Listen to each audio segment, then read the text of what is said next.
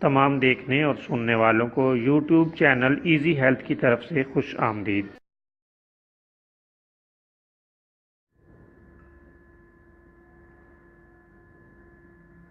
اگر آپ خدا نخواستہ کسی بھی جسمانی بیماری میں مبتلا ہیں تو بلا جھجک اپنی بیماری کی تفصیلی علامات اپنے ہاتھ سے اردو میں لکھ کر اور موبائل کے ذریعے سے اس کی تصویر بنا کر ہمیں واٹس ایپ کریں اور فری ہومیو ہربل طبی مشورہ حاصل کریں۔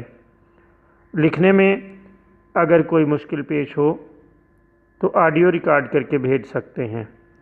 ہومیو ہربل طریقہ علاج ذیلی بد اثرات سے پاک، بیماریوں کو جڑ سے اکھاڑ پھینکتا ہے اور بفضل خدا پائیدار شفا سے ہمکنار کرتا ہے۔ یاد رہے تمام معلومات صیغہ راز میں رکھی جاتی ہیں۔ آپ دکھائے گئے نمبرز پر ہمیں واٹس ایپ کر سکتے ہیں۔